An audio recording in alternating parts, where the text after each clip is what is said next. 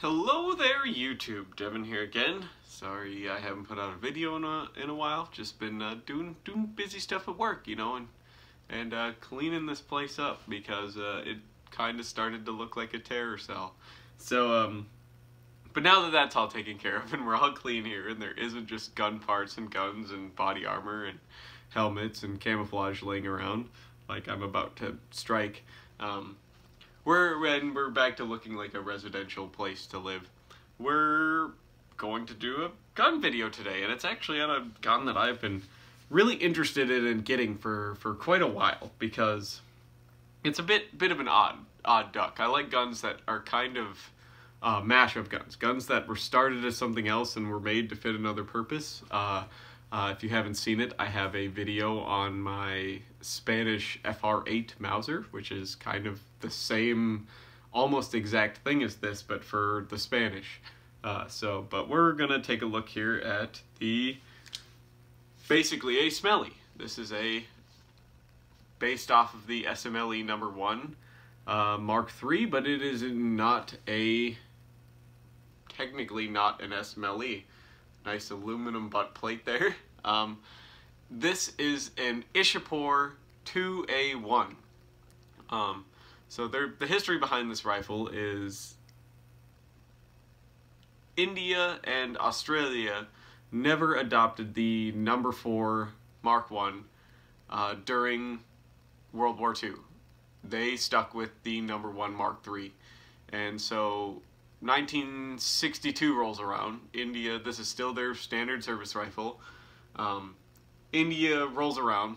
Okay, they're still using SMLEs, number 1 Mark IIIs, well into the 60s, and they now are looking to finally get rid of their 303 British and their number 1 Mark III SMLEs with copies of the FAL, basically. Now that they are, you know, getting into the fold in the grand scheme of things on the world stage, they adopted the FAL 308, basically. So I don't know what their version was called offhand, but it's the FAL. Just like Canada adopted the FAL. Canada's the first one to adopt the FAL. The British adopted the FAL. The Americans even built some. They never adopted it. They eventually went with the M14. You know, Belgium, Germany had an FAL at some point before the G3. Austria, FALs, so pretty much everywhere used an FAL except for France and America at some point, if you were part of the free world, as it was called. So they get rid of start getting rid of their SMLEs, start making FALs, basically. And they couldn't make FALs fast enough, okay? And a lot like with Spain in the FR8, Spain was making the SETME, and they realized that they really couldn't make SETMEs fast enough, and they couldn't make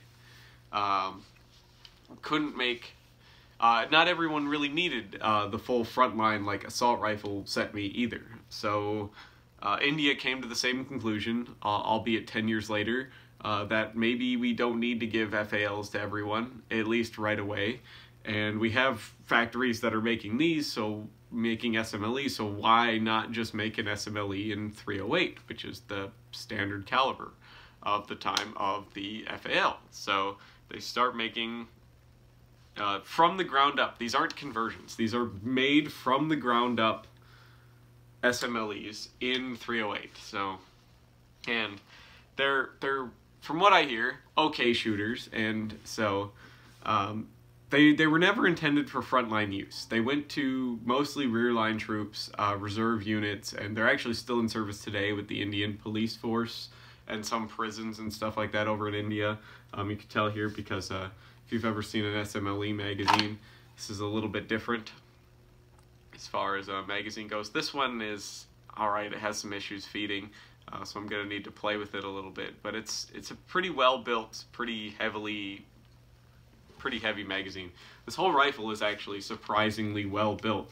A lot of people seem to think that the Indian SMLEs are not as good as the British and, you know, Australian and other countries and, you know, Canadian SMLEs.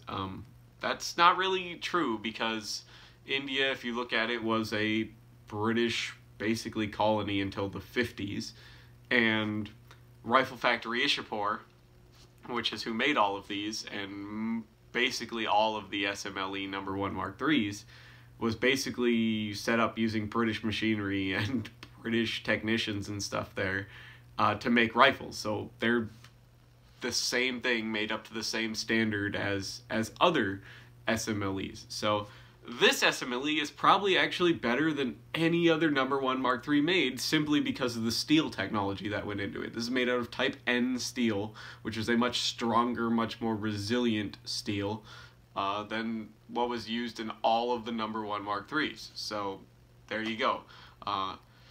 And I haven't got a chance to shoot it yet because it's been kind of winter outside, but it's got a lot of parts interchangeability with the SMLE, actually, as far as like barrel bands go and wood, and the bolt is actually the same as an SMLE. The barrel is different, the nose cap here is a little different, if you could tell. It's got some minor changes. There's no stacking swivel up here, and it's kind of easier to machined parts. It's heavier than a #1 Mark III front nose cap here. It's because it's just simpler to machine. They didn't have any bends or anything in it. It's just a thick, chunky piece of steel. By the way, this has been safety checked before the video opened, so it's also not marked here on the front, as you could tell, like most #1 Mark IIIs. So it's not like serialized there on the front. It's just, oh, it might have been. It's just really faint. Yeah, that one's just stamped really, really faint. I thought it was just like scratches, but it's on there. And they made two versions of this rifle, the 2A and the 2A1. Now the difference between the 2A and the 2A1 really isn't much. It's the rear sight. Now the rear sight on the 2As are surplus 303 British marked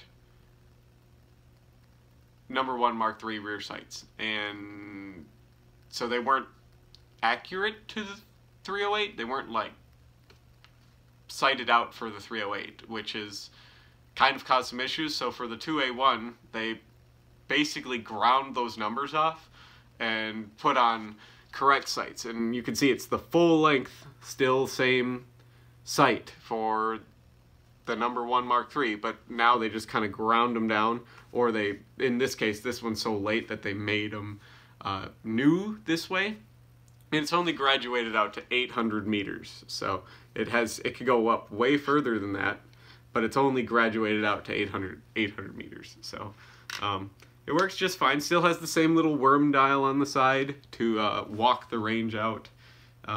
Still the same big front sight protector ears. Those are interchangeable.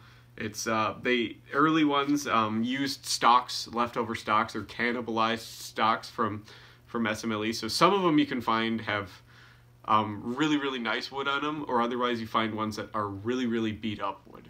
This one, as you can see, is pretty much unused. The wood on it is like brand new, and this rifle I got was pretty much basically unused the way I used it. The bore was mint. A lot of these you find the bore is pretty much absolutely mint. They just really weren't used all that much. And they shoot okay. They still have all the same handling characteristics of the SMLE. So, you know, the really quick bolt and the cock on close action, and all that other good jazz that people really, really like the SMLE, but in a more common, cheaper, readily available caliber, 308. So still same 10-shot magazine. Everything I found says that these come with 12-shot magazines. This is actually a 10-shot magazine, and this is actually a factory-marked magazine. So, other stuff from what I've read, some people that have a lot of experience with these say it's what year it's made. Earlier ones will have 10-shot magazines, later ones will have 12-shot magazines. There's also a lot of aftermarket magazines on there that were made for these when they were imported into the United States and, you know, North America and all over. There's a lot of aftermarket magazines that are both 10 and 12 rounds as well. That adds to the confusion. So from everything that I've read, I don't know if that's all actually true or not, so you'll have to take that last bit with a grain of salt. These, from everything else that I've read, don't shoot perfect groups. They shoot usually about on par with most #1 Mark IIIs, which is about a 3-minute of angle window, which is at about 100 yards or 100 meters. You shoot about a 3-inch 3-inch group, which is, you know, it's not bad. It's acceptable for a rear line service rifle. The FR8 that I have is pretty much the same thing. They were never really intended to be fired in anger. It's basically just meant to be shot if you do somehow get attacked. It gives you a weapon to use basically as peace of mind. Not that it would be all that effective anyways, because you're essentially using a World War I rifle against probably at this point AK-47s. So, but these were made from 1963 until around 1968. They only made them for a few years until they really tooled up FAL production.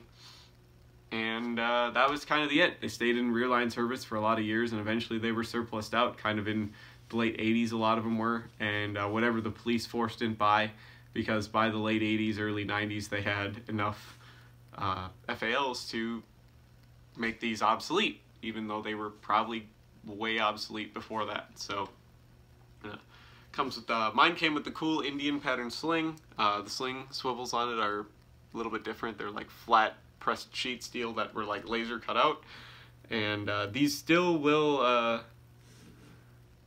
you know, they're not bad rifles from everything I understood. They're a little bit they're a little bit more user friendly than the normal #1 Mark IIIs. The butt plate trapdoor on these, which is the butt plates are now aluminum and they're a little bit more ergonomically shaped, are easier to open. You could do it with one finger, as you can see there, which is kind of nice because as the love-hate relationship I have with SMLEs, good luck getting this butt plate open without like a screwdriver or like a pry bar basically. So that's kind of nice to be able to have that open really easily for once. Other than that, it's an SMLE.